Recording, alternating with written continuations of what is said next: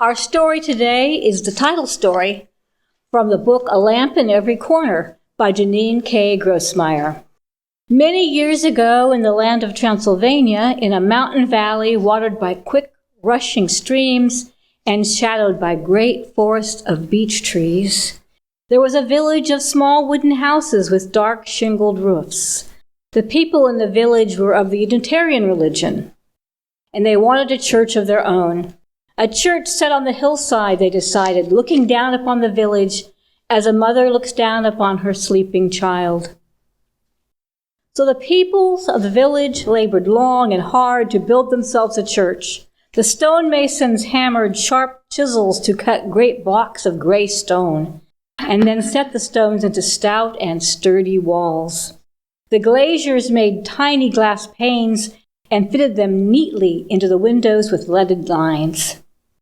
The foresters sawed tall beech trees into enormous beams and laid the trusses for the ceiling, then covered the roof with close-fitting wooden shingles that wouldn't leak a drop of rain.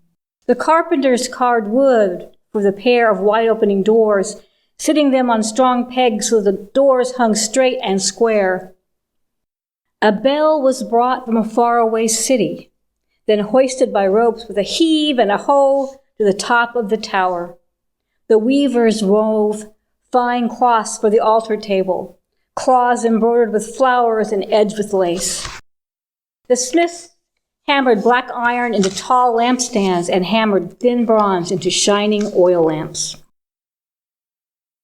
Finally, when the building of the church was done, the painting of the church could begin. The painters mixed bright colors, royal red and shimmering gold and brilliant blue, and everyone in the village, old and young, women and men, boys and girls, came to decorate the inside of their church. They painted flowers, they painted trees, they painted designs around the windows and different designs around the doors. And at the end of the day, when it was finished, when their church was finally done, all the people of the village stood back to admire it and began to sing a song of happiness and praise. Their village had a church now, a church set on the hillside, looking down upon the village as a mother looks down upon her sleeping child. "We will eat now," announced the elder of the village, because everyone was hungry after their long day's work, "and later tonight we will come back to pray." So the people of the village went down the hillside to their homes and their suppers, all except one little girl named Zora and her father, who stayed behind. They had brought their own bread and cheese. They ate their food slowly, sitting on the grass on the hillside, admiring their new church with its strong stone walls, its tall tower, and its magnificent bell.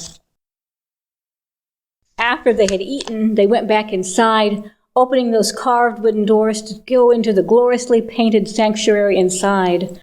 "Oh, look, Father," Zora cried, running around from picture to picture, with her footsteps echoing off the stone walls. "See how pretty the church is?" She stopped in the center of the church and trolled slowly around. "See how grand?" "Yes, it is," said her father, looking down and nodding with pride. "Yes, it is." "But Father," she said suddenly, "we are not finished." "What do you mean?" "There are tall iron lampstands all around the walls, but there are no lamps. The church will be dark when the people come back." "Oh, no, little one," said her father. "The light of the church comes from its people. You shall see." He rang the bell to call the people to worship, then took his daughter by the hand and led her back outside.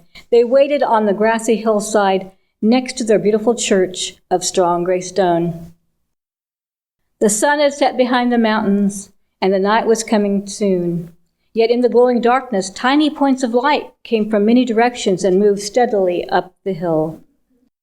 "Each family is entrusted with a lamp," little one, her father explained. "Each family lights its own way here." "Where is our family's lamp?" "Your mother is carrying it. She will be here soon." The many lights moved closer together, gathering into one moving stream, all headed the same way, growing larger and brighter all the time. Zora's mother arrived, bearing a burning oil lamp in her hands. Her father lifted Zora so she could set their family's lamp high on its tall iron stand. All around the church, other families were doing the same. Soon the church was ablaze with light in every corner, and all the people of the village had gathered to pray and sing. All through the worship service, Zora watched the lights flicker and glow. She watched her family's lamp most of all. When the service was over, her father lifted her high. He took the shining bronze lamp from the lampstand. Its curved sides were warm and smooth in his hands. Her mother carried the lamp home, and the lamp with the flame lighting the way. The lamp flame lit their house when they returned home. Zora washed her face and got ready for bed by the light of that flame.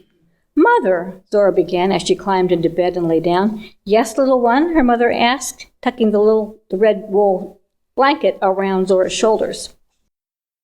"Father said the light of the church comes from its people." "Yes." "But also the people take their light from the church." Over on the table by the fireplace, the shiny bronze lamp was still burning.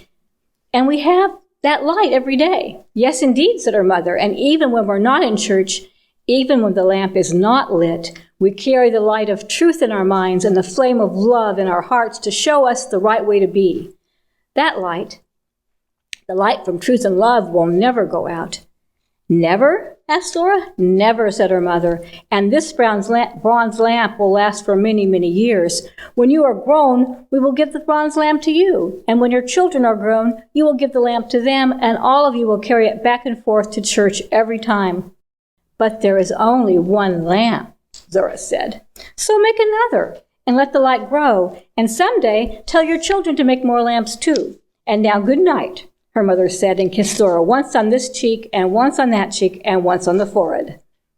Zora closed her eyes and drifted into dreams, and while her mother looked down upon her sleeping child.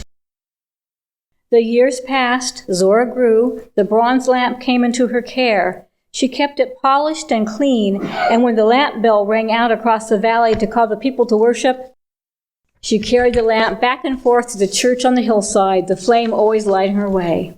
And when the time came, she made more lamps and gave them to her children, who made more lamps and gave them to their children, and so it went on through the years, even until today.